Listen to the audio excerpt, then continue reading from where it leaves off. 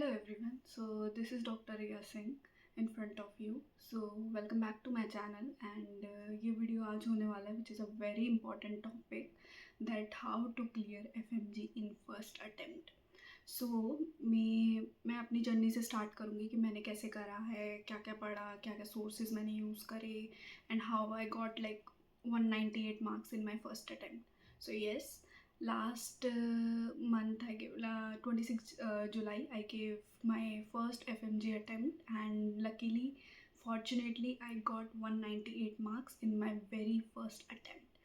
So I'll tell you कि कैसे study करनी है, कौन सा ऐप बेटर है एंड कितने आवर्स आपको देने हैं, और बेसिकली आपको बताने से ज़्यादा आई टेल यू कि मेरी जर्नी कैसी थी, मैंने कैसे स्टार्ट करा था एंड कितने टाइम में I was able to clear FMG in my first attempt. So without any further delay let's get started. So let's start with this question. So my first question is कि कौन सा app best है for FMG preparation.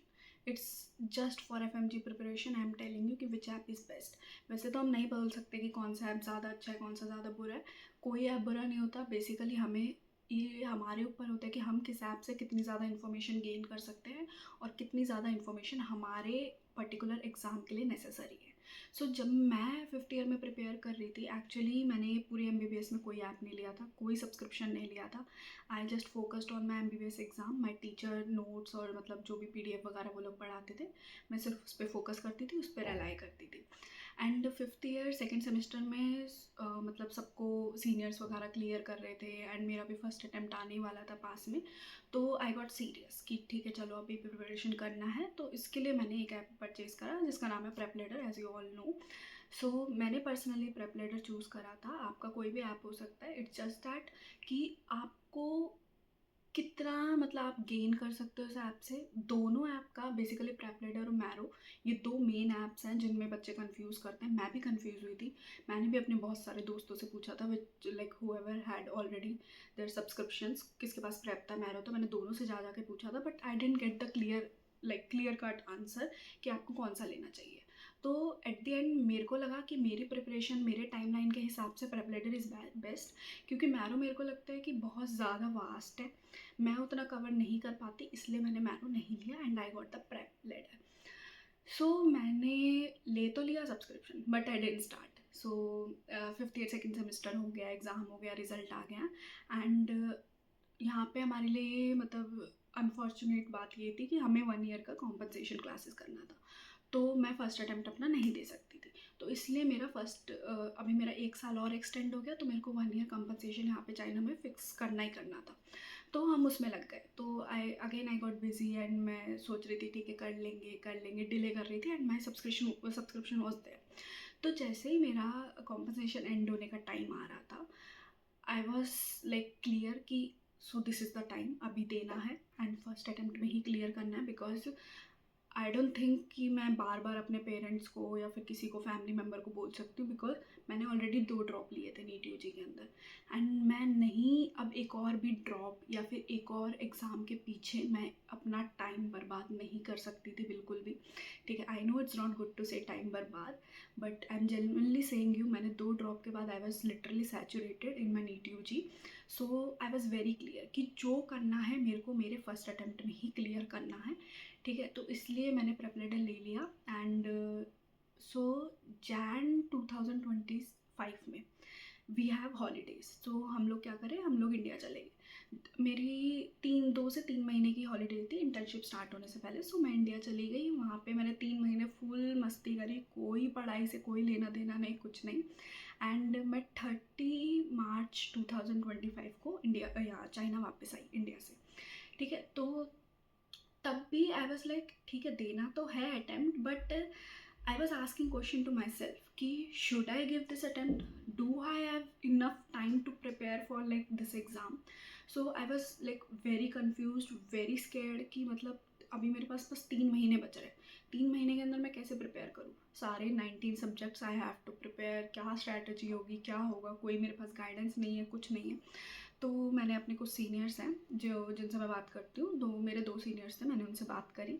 उन्होंने मेरे को बोला कि no, don't worry, still you have time, you can prepare, but start from like today itself.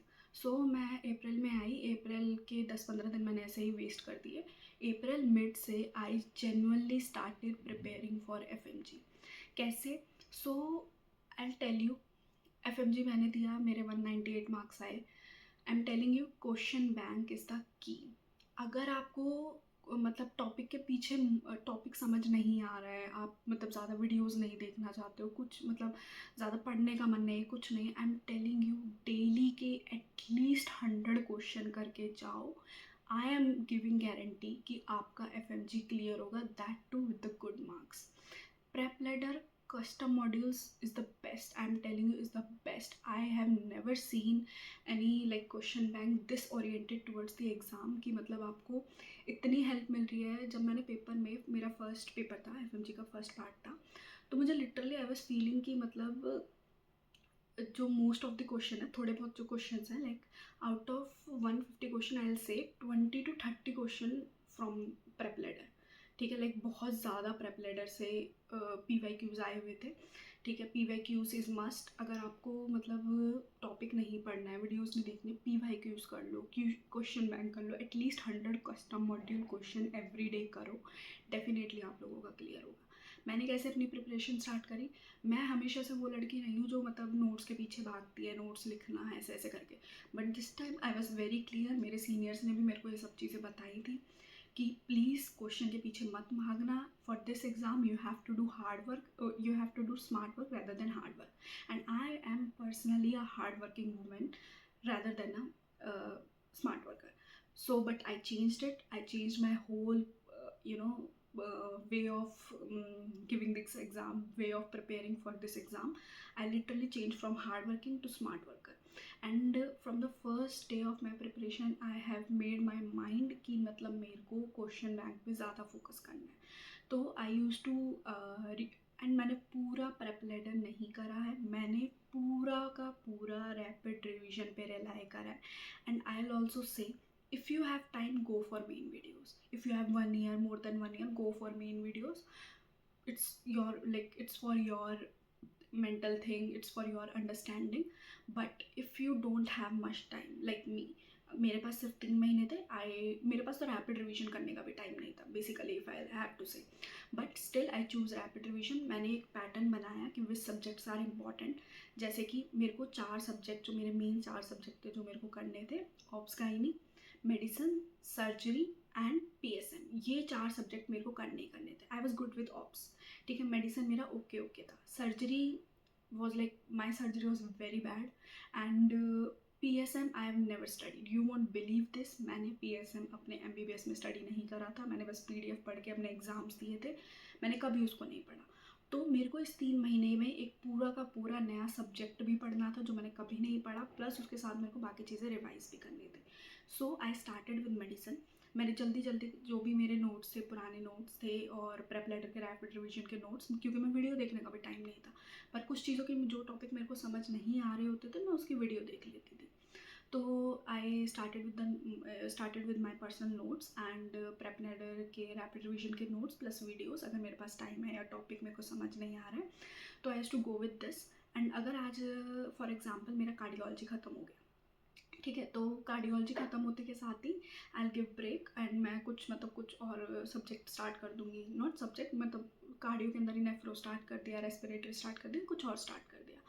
I won't give like आज मैंने कार्डियो ख़त्म करा और उसके थोड़ी देर बाद ही 100 क्वेश्चन दे दें, no, because I use to believe कि अगर मैं पढ़ते ही क्वेश्चन दे दूँगी तो उससे मेरा चेक नहीं हो पा रहा है, बिकॉज मैंने पढ़ा है, अभी सब कुछ फ्रेश है, तो वो तो obviously I will do that. ठीक है, क्वेश्चन तो मैं कर ही लूँगी, लेकिन मेरा ये होता था कि आज टॉपिक ख़त्म हुआ था, एटलीस्ट 1 या 2 डेज़ के गैप के बाद मैं क्वेश्चन करूँ, एंड मैंने हर टॉपिक पे एटलीस्ट 100 to 150 क्वेश्चन कंप्लीट करे। ठीक है, मेरे स्टार्टिंग में अच्छे मार्क्स नहीं आते थे, कस्टम मॉड्यूल्स करती थी, मोस्ट ऑफ द क्वेश्चन गलत हो जाते थे या कुछ होता था, ठीक है, but I didn't get demotivated. मेरा डेली हैबिट था कि मुझे डेली अपने 100 to 150 क्वेश्चन कंप्लीट करने हैं, मैं कुछ पढ़ूँ ना करूँ। देयर आर डेज, ऐसा नहीं है कि मैंने 3 महीने में like every day I use to study, there were days कि जब मैं स्टडी मतलब नहीं कर पाती थी, या मेरा मूड स्विंग हो रहे हैं, या फिर मैं बाहर घूमने जा रही हूँ, या कुछ भी है, मतलब कोई भी रीज़न की वजह से अगर मैं स्टडी नहीं कर पा रही थी, तो पर मैं अपना 100 क्वेश्चन का टारगेट डेफिनेटली पूरा करती थी कि नहीं, मुझे अपने 100 क्वेश्चंस पूरे करने हैं। And I am telling you, this help me a lot. मेरे फर्स्ट पेपर में आई रियली फेल्ट इट कि मोस्ट ऑफ द क्वेश्चन मेरे को प्रेप से लगे, आई फेल्ट इट ईजी। ठीक है, देयर वर फ्यू क्वेश्चन जो मेरे को लगा था कि नहीं ये तो आ ही नहीं रहे हैं कुछ है, but it's okay. Her exam के अंदर कुछ क्वेश्चन ऐसे होते हैं जो करने के लिए नहीं दिए होते, बस तुम्हें कंफ्यूज करने के लिए, तुम्हारा टाइम वेस्ट करने के लिए दिए होते हैं। सो मेरा फर्स्ट अटेम्प्ट हुआ, एंड मतलब paper as you know it was like hell tough for me, it was hell tough, I am telling you. ठीक है, बट मैंने थोड़े टॉपिक्स वगैरह थोरोली रीड कर रखे थे, मैंने मेन सब्जेक्ट पे ज़्यादा फोकस कर रखा था, तो इसलिए I was able to clear it, that too with the good marks. So I tell you the strategy कि कैसे कैसे करना है। First, you have to clear your 4 subjects, 4 main subjects, obs gynae, surgery, medicine and PSM. इसको tips पे कर लो। जैसे ही तुम्हारा सब्जेक्ट कंप्लीट हो रहा है, नेक्स्ट डे अपना तुमने 100-200 क्वेश्चन जितने भी हैं तुमने करना है कस्टम मॉड्यूल से, या तुम्हारे पास whatever app you have to do with that. ठीक है, जितने क्वेश्चन तुम लगा सकते हो उतने क्वेश्चन लगाओ, PYQs लगाओ उस टॉपिक पे, then move with the next subject. Next subject करा, ऐसे ऐसे करके तुमने उसका थोरोली रीड करा नोट से या फिर अपनी वीडियोस वगैरह से, देन उसके क्वेश्चन लगा लिए।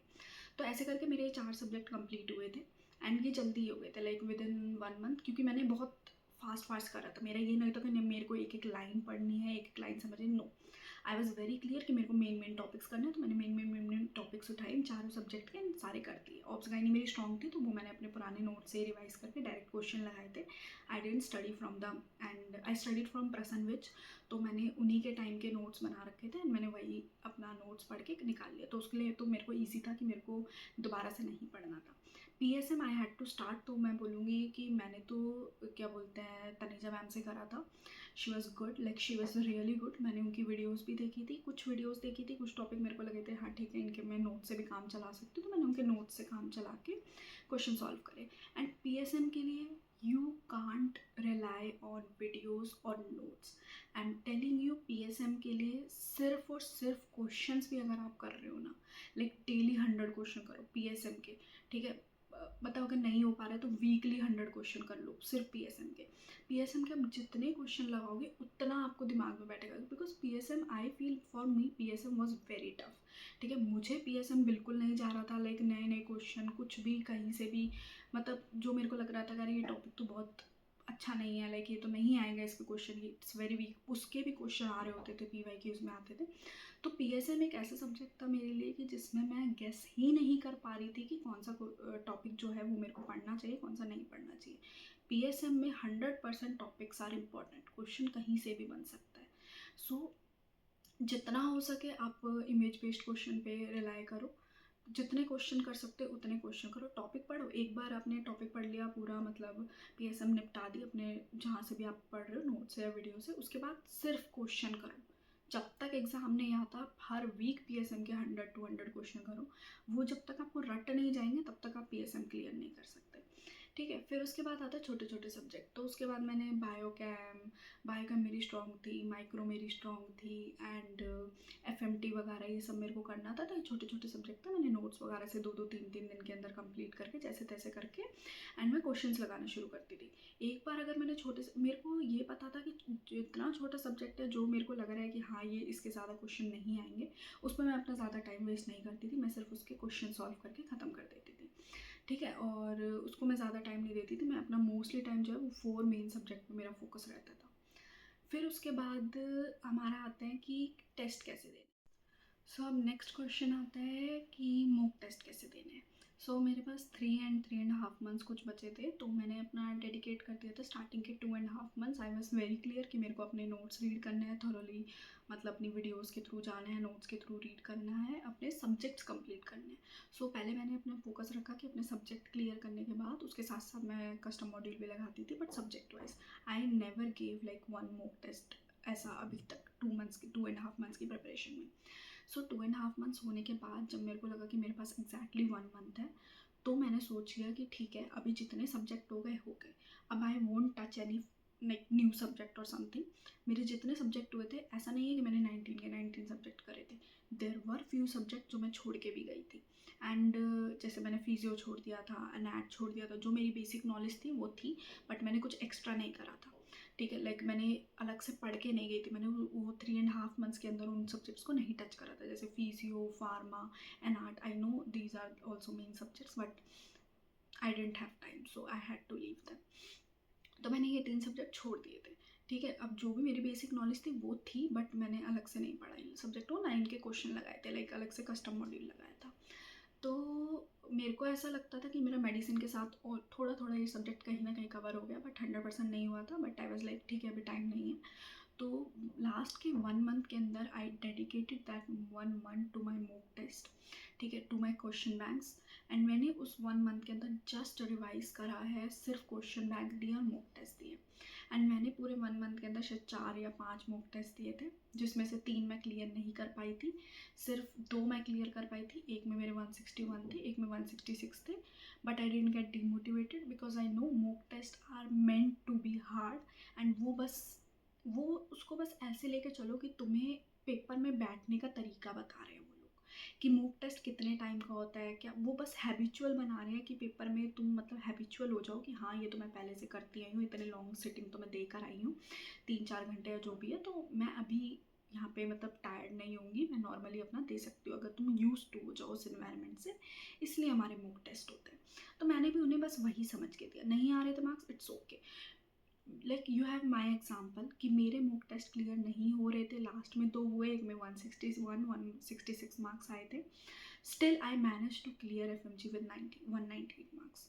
सो you can take example from me कि मतलब ज़रूरी नहीं है अगर आपके मॉक टेस्ट क्लियर नहीं हो रहे तो आपका FMG क्लियर नहीं हो। No, it's nothing like that. Mock test are बस एक ऐसे लेके चलो कि मेरे को मॉक टेस्ट देने हैं 2, 3, 4 जितने मॉक टेस्ट देने हैं सिर्फ इसलिए देने हैं ताकि मेरे को हैबिचुअल हो जाऊँ मैं कि एग्ज़ाम में बैठना कैसे है। अब आते हैं हमारा PYQs पे। PYQs मैं कस्टम मॉड्यूल में भी साथ के साथ करती रहती थी, जो क्यू बैंक PYQ होते थे वो भी करती रहती थी।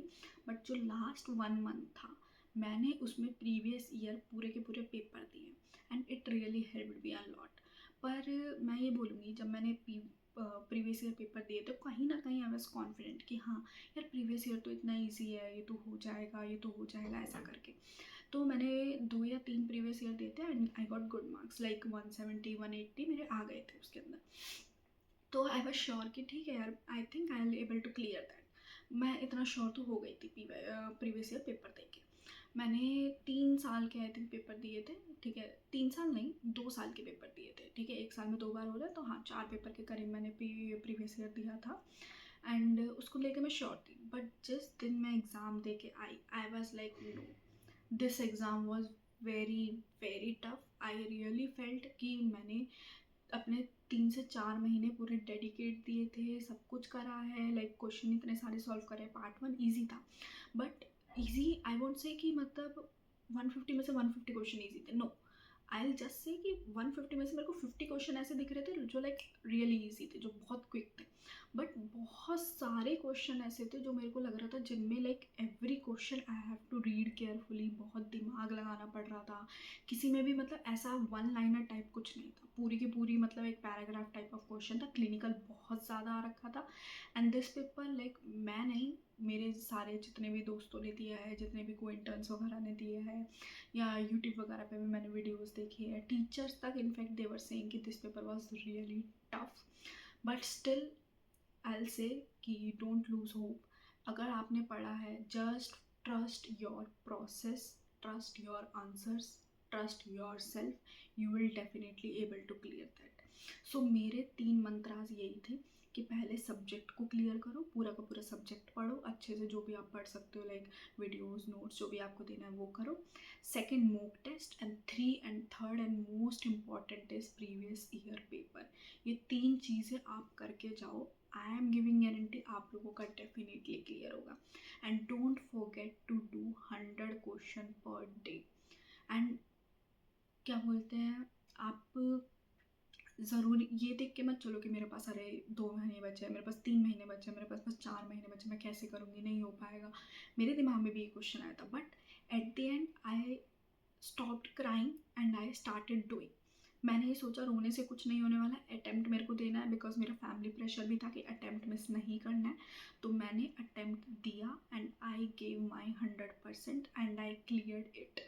सो 3 महीने भी बहुत होते हैं। अगर आप 3 महीने में एक दिन के अंदर आप अगर 6 घंटे अपनी स्टडीज़ को दे रहे हैं, definitely you will able to clear it.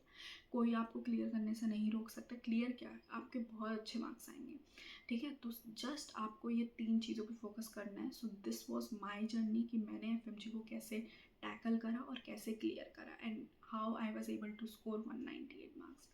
So this is it for the video. If you have any doubts or like any question for me, you can comment down below. And thanks for watching, thanks for supporting me. Please subscribe to my channel. Thank you so much. So this was my journey. Thank you.